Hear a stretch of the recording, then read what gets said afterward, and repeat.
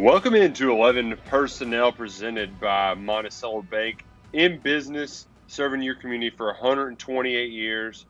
They're all over the place, and they're wherever you go, in your pocket with the Go NBC mobile app or by visiting NBCBank.com. Monticello Bank, it's where people matter. They're going to put you first, put the dollars and cents on your side to make your dreams come true. Whatever your financing needs are, whether you're buying a new home like Mr. Luckett or buying a new car like I just did, Monticello Bank, I'll take good care of you. Appreciate all of their fine work at Monticello Bank, where people matter. Member FDIC.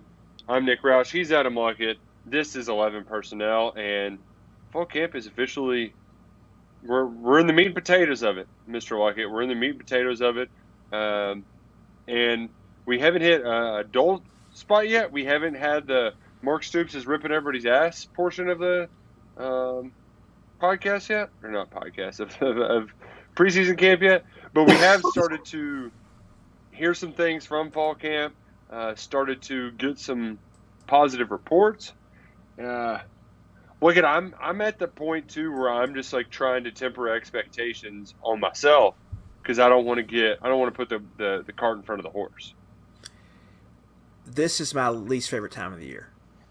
Start right now, these next 2 weeks. Because it becomes Soviet Union Cold War, trying to get anything. Like, we had a nice little fun first week. Everybody's being a little chummy. But, the coaches talk about the players getting hot and a little mentally fatigued. They get a little mentally fatigued when they have to deal with our ass these next 2 weeks. So this is honestly my least favorite part of the year, just because it's just your hands are tied. Most of the hay is in the barn at this point, Nick. Now we're just waiting for really game week to get here. And the game week is when it starts getting fun again. But right now we're just we're playing the waiting game. We're grinding, but we have heard some good early reports from practice. The most encouraging thing, Luckett, and it seems too to be kind of syncing up with what people are talking about around camp. And they did the first situational stuff to start the week, and in 2-minute offense, they crushed it. They absolutely crushed it. Devin Leary was passing with precision, hitting targets all over the place, and they executed. And that was a point of weakness during Liam Coen 1.0. It was something that, he was almost exasperated out of joy because they finally got a little 2-minute offense and won in the ball game in the Citrus Bowl, because that was their weakness all year. Now they've got a quarterback who has a fast processor and is able to go quick, pick apart defenses. It's once again reinforcing what we thought about Devin Leary. He's doing that in fall camp. Yeah, I think this subject or topic right here, Nick, is really like, how's Mark Stoops going to handle this? How's he going to handle the tempo if they need to play fast? How's he going to handle if they want to throw the ball around? How are they going to handle if it hits them early that Leary's just best in playing more sandlot ball, just spreading it out and dinking and dunking and letting him spin the ball? How does he handle that? That's one of my biggest questions of the season. Because, you might not this might not be time of possession year, right? You want to win the time of possession battle and want to run the ball more and play keep away and all that. This might not be the year for it. Well, Mark, you got to play to your personnel, right? Go ahead.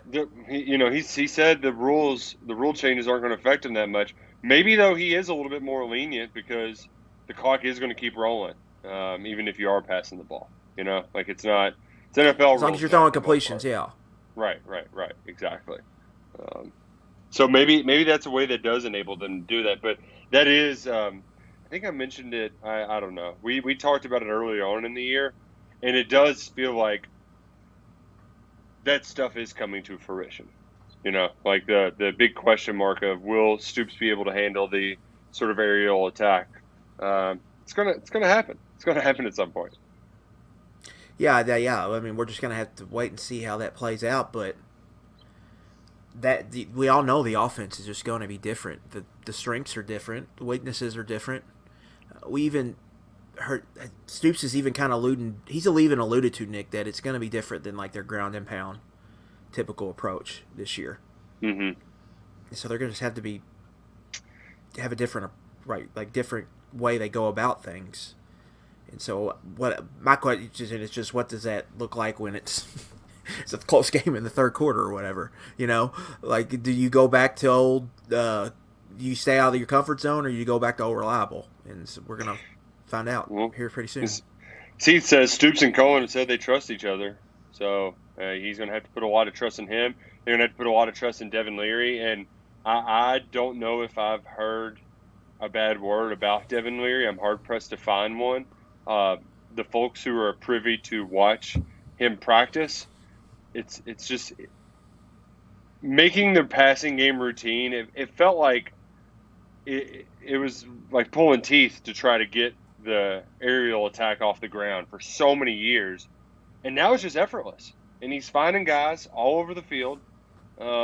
And I know, at least from a defensive perspective, like it should make those guys better as well. But I think it's one of those things too that it's so weird being in the position they're in, because typically this time of year there's some sort of quarterback something, and Devin Leary is just checking all the right boxes so far. Yeah, they've seemed pleasantly pleased with the progress he's made to this point. And expectations are growing, I think, for the offense. I think the offensive line looked better at the open practice. We obviously know about the weapons. I think they like their running back room and everything they have there. I think they really like their tight end room and the versatility they have in that room. And they like what Leary can do. And I think a lot of it, Nick, is just the decision-making and just the consistency. Yes, which are two... Like that, those are the most boring things, like it, but they're so critical. They sound like coaching cliches, but it's nice when you don't have to worry about that, and it manifests in the form of executing in crunch time when it matters most. Something that Kentucky could have certainly used at Ole Miss last year. Yeah, no doubt about it. And I mean, if you break it down with Levis's game, they have different strengths. Him and Leary. Levis, decision-making processing, I don't think was ever a strength for him. And that's still something he's working to improve at the next level. Where Leary, I think that's more of a strength. Now, Levis obviously has the physical tools and traits and run ability that Leary doesn't have. And Levis could hit smaller window throws when he was on that Leary probably can't hit with his arm, but does the decision-making, does that allow you to have more success more consistently? And that's something we're going to find out. But this is also a deeper receiver room than Levis had in 2021 under Coen, and they're just going to be better this year because everybody's back and they've got another year of experience. Yeah, no, you're exactly right. Quick apologies to I had a little. My AirPods were the mic. That wasn't supposed to be what was happening, but we got it fixed, especially for our friend Kay. Kay is in the YouTube chat, and I've been a Kentucky girl ever since I was born there in 1940. Love my cats. That's from Kay. And do we have an actual 83-year-old watching on YouTube? No offense, Kay, but I didn't know 83-year-olds watched on YouTube. I know my parents, they are not that old. They can't figure out how to watch shows on YouTube. So shout out to you, Kay, for getting it done. That's impressive. That's execution right there. And as Mark Stoops likes to say, Adam Luckett, if you're not willing to adapt, you're going to like being irrelevant even less. Yeah, that gets back to the 2-minute stuff and playing to your strengths. And as Freddie always says, it's not personal, it's personnel. Kentucky's got to use their personnel on offense in the right way this year. Do we have? But I will say, Nick, I will say, I do feel better about the offense after just a week and what I've seen. I do feel better than I did 2 weeks ago.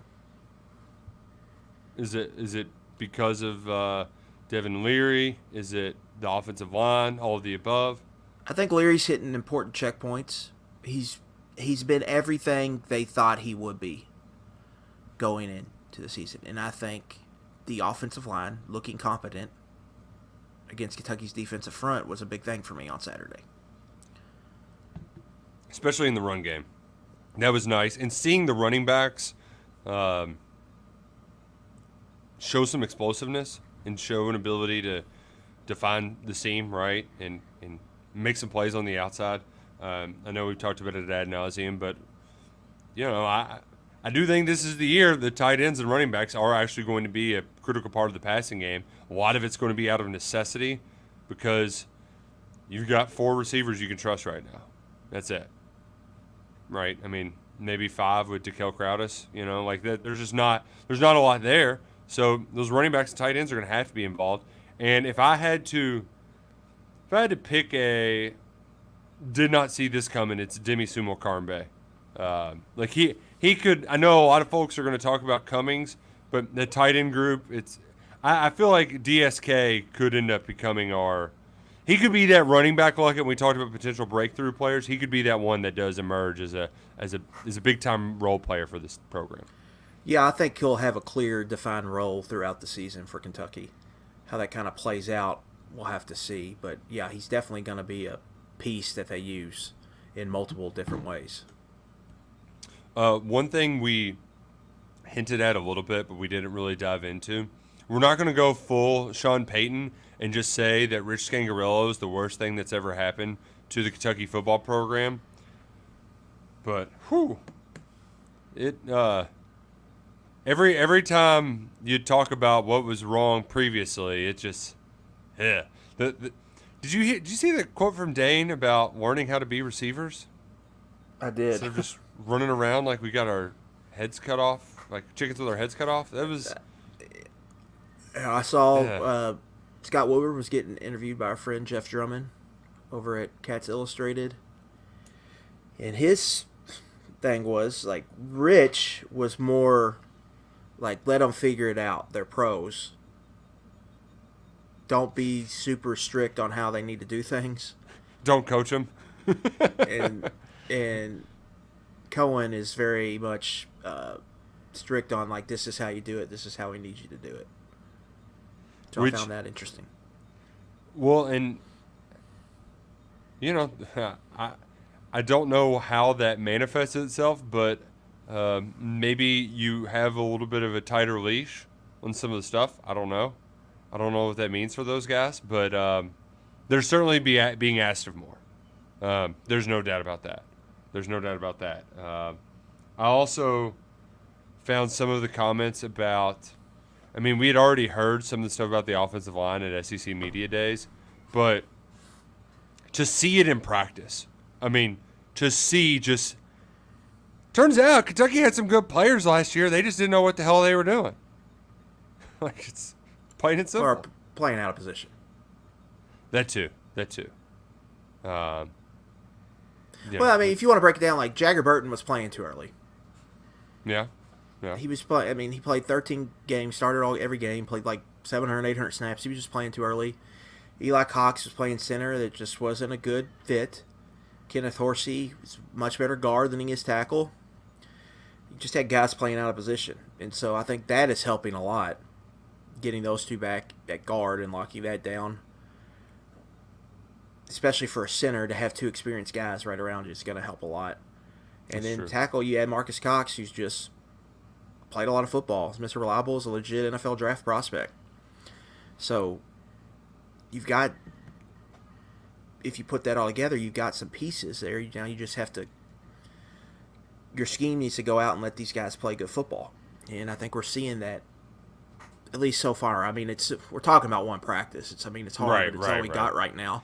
And I do think it's fair, too, that we're talking a lot of offense. We haven't really heard from the defense in a hot minute. The defense is boring, in a good way. Yeah. Like, am I worried about the defensive line? No. Am I worried about linebacker if 54 and 32 are out there? No. Am I worried about edge if JJ's out there playing with heavy hands like he always does? No. Am I worried if like Keaton Wade has to play some or Alex Farr needs to play some Sam? No. Am I worried about the safeties? Zion Childress, Jalen Geiger, love it? No. Andrew Phillips, I have a lot of faith in. And then they got 4 guys competing for the other corner spot. Harrison looked pretty good the other day. And they've got a good the guy I think is on the headset, was in the play calls in. I think he's pretty good too. So I'm just not worried about the defense very much. I know it's kind of boring. They're going to be good. I have high confidence in that. And so we're not really talking about them, but I don't know what to say about them other than, I think they're going to be pretty good. Curious to hear what Brad White's going to say. He'll be speaking tomorrow afternoon. That'll take place around noon. They've been practicing in the mornings. Luckett will be there with Stephen Peak. You'll have be able to see everything coaches and players have to say right here on the KSR YouTube channel. If you're not subscribed, come on. What are you waiting on? There's no time to waste at all. And if you ain't got time to waste and you need to get tickets, Luckett, you know what the fastest and quickest way to get tickets is? That would be the Game Time app. Aha! That is correct. So if you haven't downloaded it, just do it. It's very simple. You look up Game Time, you hit the download button, you put in your email, bada boom, bada bam. You've got access to any event in your vicinity, no matter where you are. They're going to be the best, easiest, most efficient way to get tickets to sporting events, concerts, comedy shows. I've seen some comedy shows popping up around here, Luckett, and I'm not the biggest stand-up guy on Netflix, but I like stand-up in person, so I've got to get the Game Time app. I've got to use promo code KSR when I check out, and you're going to get $20 off your first purchase. So that's a heck of a deal. Can't beat it. Especially, a lot of these concerts, like up at Aircoy Amphitheater, I think they're like $30. You're basically just going for free. So download the Game Time app before you go. If you're looking for Kentucky football tickets to single game, they've got them all right there. Download the Game Time app. Use promo code KSR for $20 off, or visit gametime.co on your computer or desktop to find the fastest and easiest, most efficient way to buy tickets with our friends at Game Time. Maybe if they're strolling around Kroger Field with tickets in hand, maybe in a few years they might be bumping into a Mark Stoops statue. Love that Rich Brooks is joining this bandwagon, Luckett, because I feel like we've been on it for quite some time. Yeah. How do you feel about current coaches having a statue? So it depends. At Alabama, if you win a national championship, you get one. Right. Because even one guy who had the one, Gene Stallings. Gene Stallings, yeah. He has one, and I'm sure they put it up right. So that makes sense, but I do think it's any sort of statue building, you kind of got to go away, because the point of the statue is you bring them back and you celebrate them. It's like a memorial type thing. Yeah. You're celebrating the success of the past. Now, if it's 10 years from now and we're going on year 23 of Mark Stoops, and he doesn't have his son running the punting first offense like that Kirk Ferentz has got going into Iowa, then I might maybe make an exception. He's been here for 25 years. If he's been here for that long, then it's, I'm sure things are going pretty well. So I think those are my two exceptions. But I'm not going to do it right now. We got plenty. He gets enough praise, and he's also he likes being thought of highly. But I think it would be a little bit too much bluster for Mark Stoops to have a statue of himself outside of the Kroger right now. My first thought on it, of course, we're talking about Rich Brooks' comments on the KSR pre-show, which is saying they should build a statue for Mark Stoops. What he's done there is remarkable, paraphrasing. Mm-hmm. Yeah, I just think that's something we should probably wait on. Where would they even put it? I would like it to be like the Korean War Memorial, where it's just statues everywhere. So we just make the Gate 12 Plaza the Plaza of Champions, and we just have statues over there. We can have Tim Couch. He could be throwing a pass to Lynn Bowden. We get a Benny Snell on his knees, and Josh Allen patting him on the shoulders, good job. Statues everywhere. Love a good statue. Love a good statue off. we've at least moving past the part where we're tearing down a bunch. But I thought that was great. Big shout out to. It's also good just to know that real recognizes real. Yes. That I think is. It's kind of weird when you had Cal and Cal would reach back out to Joe B, but the other coach before in between him, it's kind of a weird relationship there. So it's just good to have everybody seemingly on the same page throughout the Mark Stoops regime, and that has not always been the case for Kentucky football. The worst thing about the Mummy era wasn't necessarily that Kentucky got caught cheating and put on probation. It was that he kind of brainwashed, I think, a lot of people into believing you needed smoke and mirrors to win here. And that was a hard thing to get over for a lean decade, and then Brooks comes in. Kind of proves you don't need that, but you're probably going to need a really good quarterback. Yep. And good coaching. But talent's always going to be an issue. Like, your talent-wise, way behind the 8 ball. Well, think about how many Kentucky guys were on that team, too, where they just struck gold. Yeah. Right. Jacob Tamme, Keenan Burton. Corey Peters. List goes on. I mean, the list goes on and on. Marcus McClinton, Micah Johnson. Yeah. Andre Woodson. Right. I mean, we could just go forever. But what Stoops has done, it's kind of a similar mold to Brooks in a lot of ways to me. But he's just kind of raised the talent accumulation ceiling. And obviously the portal's helping too now, but he didn't have that for a while. Yeah, and he also got some investment too. I think age helped. That too. Rich is second go around, right? Like, he pulled him out of retirement from his tomato garden, which I think Coach Brooks would be proud of the tomatoes I pulled out of my garden today. Luckett. I had a plethora. Yeah, I just think almost to the podcast. I just think those two in general have provided the blueprint for how you do it here, and I don't think it was like wanting to play football on grass or whatever. Basketball on grass, yeah. Basketball on grass, excuse me. That just wasn't, And if you're going to do that, you needed to hire Leach because he's the best at it. Everyone else is not as good. Yep. You tried it outside of really, tradition. A lot of them have gotten away. What they got good was when they got away from old school, blah, blah, blah, air raid. Mm-hmm. So I think, that's Brooks gets the first credit for that, and I think Stoops kind of leveled it up. It just, we had the rough 3-year tenure between the two, right, when Joker took over. That was rough. And but those two guys have, to me, they've kind of figured out the secret sauce, or so to say, of how you kind of win here. And it's not by trying to play a different sport.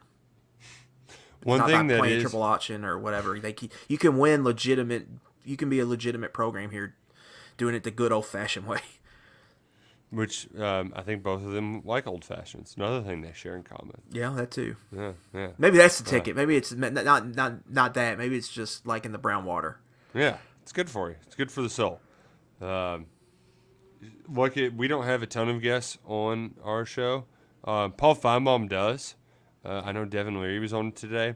But yesterday, Greg Sankey came on, made some news, broke his silence for the first time since SEC Media Days, and realignment chaos seemingly ensued with Colorado leaving, and then Utah, Arizona State, Washington, Oregon. You had this mass breakup, and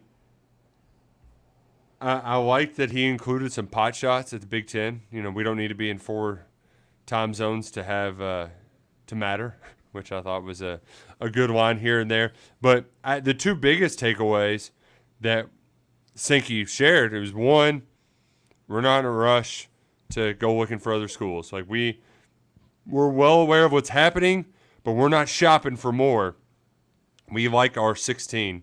And two, he's a big part of the college football playoff and forming late in that 12-team group. If the Pac-12 goes away, what they've agreed to and how they're going to seed things, that's probably going to change too.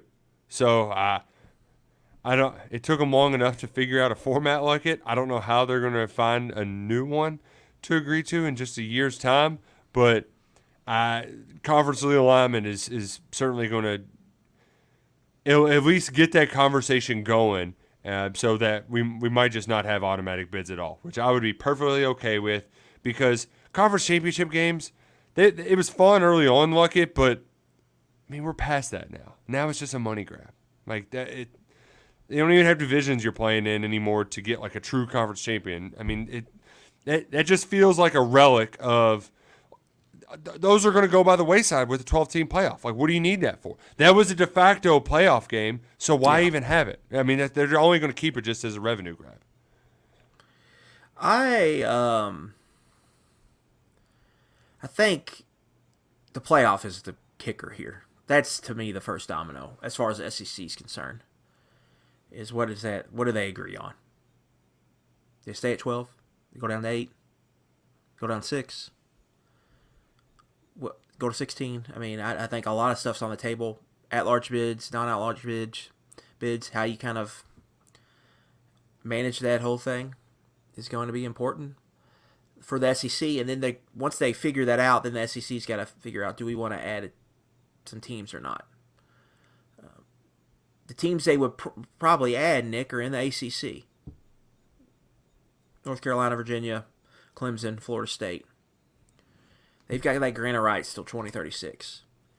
And Florida State's making a lot of noise right now. They're trying to get J.P. Morgan and Chase to bail them out. Saudi Arabia? Yeah, we're not far from the public investment fund maybe getting involved in college football. Right. If the Knowles have anything to say about it. But they're just kind of, they're up, what's creek without a paddle right now. ACC schools are. I don't know. Everything I've kind of researched on it, you just can't get out of the thing. Like, you're screwed because you're not going to have any rights and you got to pay a big buyout. And the buyout's not even the hard thing. It's that they own their rights for how long? The ACC owns their rights. So you can't make any money. So you have to pay the buyout and then you just can't make any money. So how do they get out of that? Now there's talks that with the ACC, which I thought was kind of just a bunch of BS. Like, they were just talking to Stanford and Cal and then SMU just to, like, for Jim Phillips to go to his presidents and say, look what I'm doing. I'm trying here to find more revenue streams. But it sounded like that might actually have legs. Interesting. So the SMU thing was bizarre to me because SMU was willing to just waive 5 years of revenue from the ACC just to, like, say they're in the ACC. They're sick of waiting. They just want to get in somewhere. And it also got reported that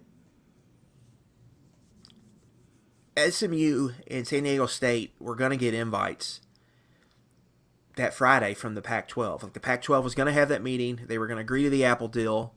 They were going to sign a grant of rights, and then they were going to add 2 teams. They were going to add San Diego State, and they were going to add SMU. But that fell apart because Oregon bolted and Washington followed them. And so now that conference is like a goner, right? Yeah. And so they just want to get it. They're mad because the Big 12 didn't take them. I think Houston and some of the other Texas schools maybe were just like, we don't need them. There's no real spot for them in the Big 12. They already got a bunch of Texas schools. They're not getting in the SEC. So they just want to get somewhere. And the ACC is now the best chance to get somewhere. So they have a lot of money. They've got a lot of oil money.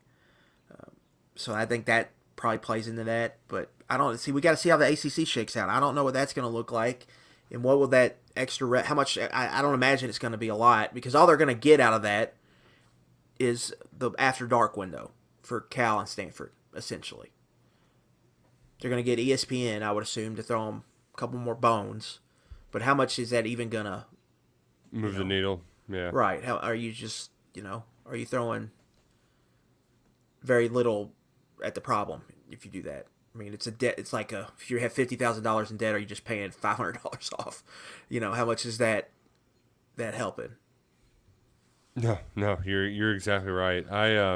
But it's not going away, because Florida State, real quick, they have till August 15th, so a week from yesterday. We're recording on Wednesday, August 9th, to let the ACC know if they're going to be in there in 2024 or not. Because if they don't, then another fine really ramps up. So they kind of have to make a move now.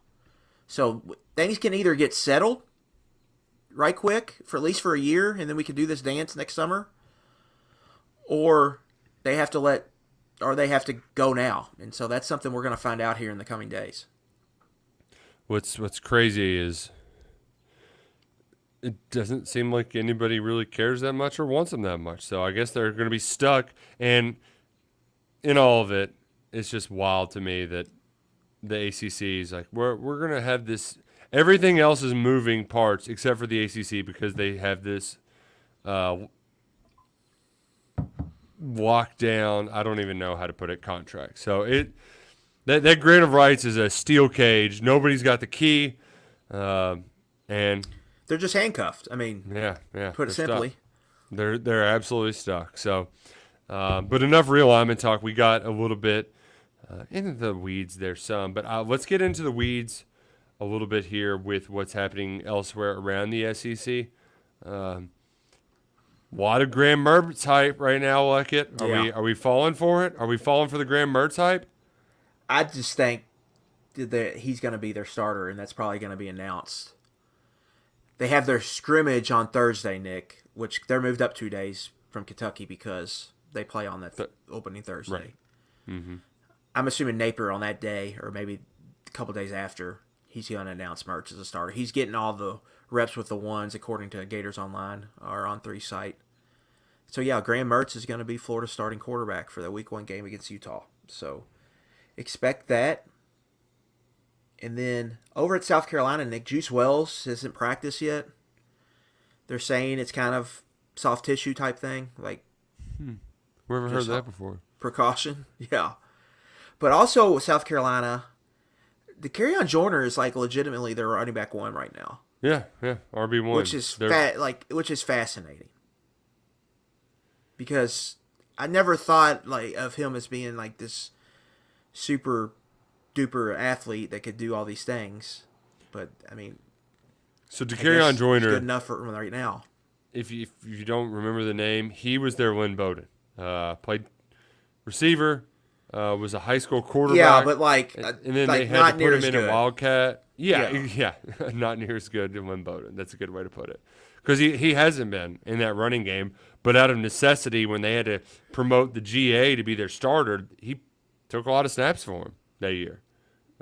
So now he's their RB1 because all their running backs left. Just don't have it. And they missed on a bunch of portal targets. Like Demi Sumo Carbe. And then the guy that transferred from Notre Dame to LSU, Logan Diggs, and I think a couple others. Yeah. So, yeah, I mean, the running back's rough shape. Offensive line is a huge question mark for them. But they did catch a break because North Carolina added Tez Walker, who's a transfer from Kent State, a receiver. Had a big year last year in the MAC. All early reports were he was going to be a dude, like potential All-ACC type guy for Drake May. Like Drake May's number 1 target at UNC. But he needed a waiver to play. And he didn't get it. And they thought he was going to get it, but the NCAA has pretty much cracked down on the waiver stuff. Just never thought I was going to see that day. You're going to get the 1 free transfer, but that's pretty much it. I mean, and even Walker, I think he went home because he had a sick grandma or mom or something. And that used to be a slam dunk. They used to always give them out for that, but it's not like that anymore. They're really, I think, tightening the screws on that. Interesting. And I've loved hearing the kind of outcry, both positive and negative, from Matt McGavick's tweet about Louisville getting in fights and practicing doing up downs. That just amused me. And the LSU one too. Yeah. Yeah, because it's very strong takes on both sides and whether it's good or a bad thing. I'm pro fighting. We know that. I've made that abundantly clear. But I love the reaction from it because, I mean, it's football. It's August.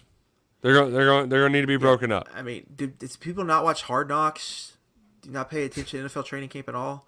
Today, Bengals Packers had an inter-squad scrimmage today, and Elkton Jenkins punched DJ Reader. And apparently, Reader gave it an Undertaker-type sale. They just get in these scuffles. I mean, it just happens when you're. Yeah. I mean, They're wearing full pads. It's not like they're beating each other up. I do think people overreact to the fighting. Like, these fights happen, and they're nothing. Brian Kelly even said yesterday, he was like, well, 18, 21-year-olds, you'd be surprised how fast they can move on. You hug it out, and then it's done for the most part. The biggest thing, like, is the retaliation. Like, I'd be more pissed that you had to do up downs or had to run afterwards than the fighting part, you know? Yeah. We never got any really reports on who was fighting at Louisville's practice, which I would have liked to know. But over there, I mean, I think there's real excitement about receivers and secondary, which there should be with how many guys they added from the transfer portal. That those both should be positions of strength for them this season. So there's a lot of excitement about that. I'm going to go over and do a little Oppo research. I got 2 more open practices. Might as well check one out, right? Right. Shout out to Ray, who's listening from Panama City. Wish I was there right now. Which Panama City you think? The Florida one. You think he's at Pineapple Willie's? Is it weird? I've never been to Panama City Beach. I've only been once. Somehow it's continuously evaded me. But yeah, beach sounds pretty nice right now. But you know what? We're in the middle of the grind. It's never stopping. Quite literally, it feels like that. The last few days, like I've done takes a break to hang out with kids for 2 hours, then gets back on the blog. And last night doing that, it was fun because it ran seamlessly right into turning on Hard Knocks, which Hard Knocks sucks, man. Like it was the Aaron Rodgers show. I hated it. Like I hadn't planned on watching it, but I probably will eventually. But I can usually only do 2 episodes of Hard Knocks. Yeah, I mean they don't do football. Like, and I want to see the football. Like, give me more Sauce Gardner versus Garrett Wilson. Well, don't give me celebrities. You know. I mean, it is what it is. I mean, after the second episode, it gets into who's going to make the 53-man essentially. And then I don't. They're showing preseason games. You just get. To me, I never make it through a full one. It's always. I never have either. The first 2. Yeah. I'm trying to think if I feel like I've watched one cut one. It was the Browns. I think I watched that one. That was probably the only one I've done start to finish, but because I just got HBO, so like I was locked in. But you're right. It's any of these preseason shows. It's just enough to get you hungry for more football. I don't need help getting hungrier for football. I'm already starving, which I think now is just a good time to say we got to do the win total show next week. We got to. I was cooking up some betting content this week at KSR Plus. Oh. Join now for the fastest growing community on the internet. Yeah. But yeah, I had some nice little picks. I've got conference winners, I got division winners, I got a player prop in there. I got conference win total odds. Nick, right now you can get Kentucky over 3.5 SEC wins for plus 100. It's pretty good juice. I think I don't know what the juice is on the Chiefs to win the division, but I just want to bet that. Feels like. Well, see, the time to play that was last year because I think they weren't even the favorite going into the season. Which is crazy. Betting division winners is fun. Like I might have to pick some of those to sprinkle in there with our win totals, but yeah, we'll each get a handful of college football picks. The Jags was the one I liked last year. Yeah, but winning. Now I don't have a good beat on who's going to be the surprise team. I like the Falcons in the NFC South. Who's going to be the team that wins the East? Because they haven't had back-to-back winners. No, NFC East. Yeah, because they haven't had back-to-back winners in forever. So like, it'll be the Cowboys. The Cowboys or the Eagles. I mean, those. This will be their year, right? The Cowboys. Unless you had a thing where the Giants or the Commanders just were like ridiculous in one-score games, kind of like the Vikings were last year.